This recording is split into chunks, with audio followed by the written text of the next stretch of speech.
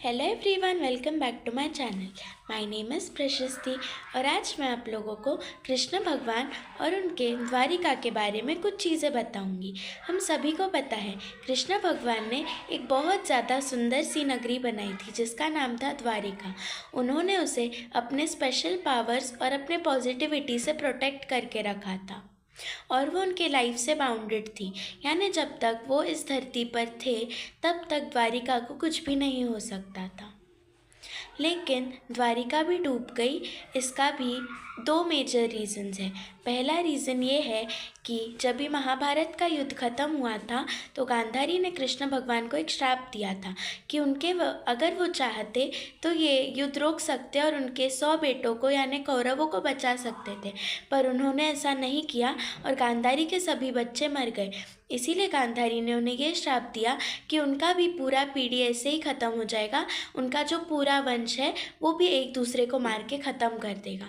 और दूसरा major reason ये था कि एक दिन जो कृष्ण भगवान के बच्चे हैं और नारायणी सेना के बच्चे हैं, उन्होंने एक ऋषि का मजाक उड़ाया था, जिस वजह से वो ऋषि बहुत ज़्यादा गुस्सा हो गए थे और उन्होंने भी यही श्राप दिया था कि उनमें से एक बच्चे के पेट से एक आयन का लंबा रॉड निकलेगा और वो ही उनके पूरे वंश का अंत कर देगा और उसके वजह से उनका पूरा अंश ख़त्म हो जाएगा।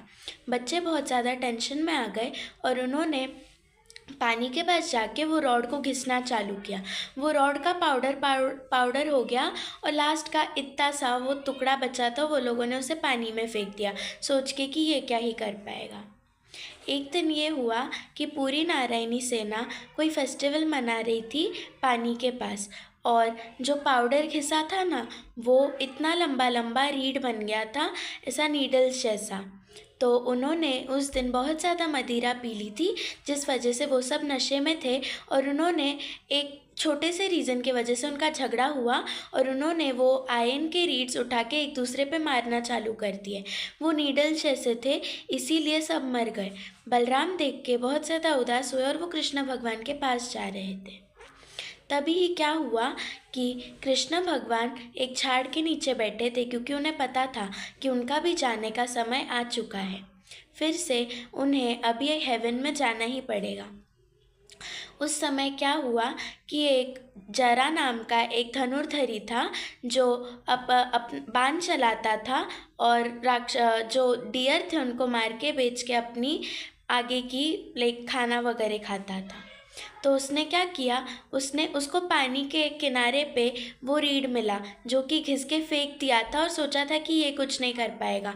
वो रीढ़ मिला और उसने उससे एक धनुष बनाया और उसका जो वो रहता है ना जिससे बाण रहता है, वो बाण उसने देखा, उसको दूर ऐसे लगा कि एक हिरन है।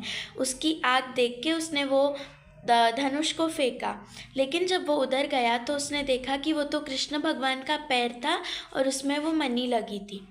वो अपने इस गलती पे बहुत ज़्यादा शर्मिंदा हुआ, लेकिन भगवान ने उससे कहा कि इसमें तुम्हारी कोई गलती नहीं है, ये मुझे ही श्राप लगा था। तुम्हारे पिछले जन्म में मैंने तुम्हें गलती से पीठ पीछे से वार किया था और तभी मैंने तुमको ये कहा था कि अगले जन्म में तुम ही मेरे मृत्यु का कारण बनोगे। तभी कृष्ण भगवान ने अपने प्राण त्याग दिए और जब ही उन्होंने अपने प्राण त्याग दिए तो तभी बहुत ज़ोर की बाढ़ आई और जो द्वारिका थी वो डूबने लगी थी। जब भी बलराम ने कृष्ण भगवान के पास आए और उन्होंने ये देखा कि कृष्ण भगवान ने भी अपने प्राण त्याग दिए हैं और नारायणी सेना भी पूरी मर चुकी है, तो वो जल्दी से द्वारिका की तरफ भागे और उन्होंने देखा कि ये तो पूरी बाढ़ से डूब जाएगी। तभी उन्होंने अर्जुन को बुलाया और वहाँ के सभी ही बच्चों को और जो औरतें थी उनको वो लोग अपने गांव में वृंदावन में लेकर गए। उनको सभी को वहाँ पर शिफ्ट किया और जो द्वारिका थी वो पूरी डूब चुकी थी तब तक। और बलराम ने ये सब देख के कि कृष्ण भी जा चुका है और पूरी नारायणी सेना भी जा चुकी है, तो उन्होंने अपनी खुद की हत्या कर ली। ये जो हुआ इसके लास्ट में पूरा जो कृष्ण भगवान का वंश था वो भी ख़त्म हो गया और द्वारिका भी पूरी डूब गई। एक इंटरेस्टिंग बात बताऊँ, जो झाड़ के नीचे कृष्ण भगवान ने अपने प्राण त्यागे थे, वहाँ पर मैं जाकर आई हूँ। वो गुजरात में जगह है और वो झाड़ अभी तक वो जगह पर है। अगर आपको आज का वीडियो अच्छा लगा हो तो लाइक करें, शेयर करें और सब्सक्राइब करें। हरे कृष्णा।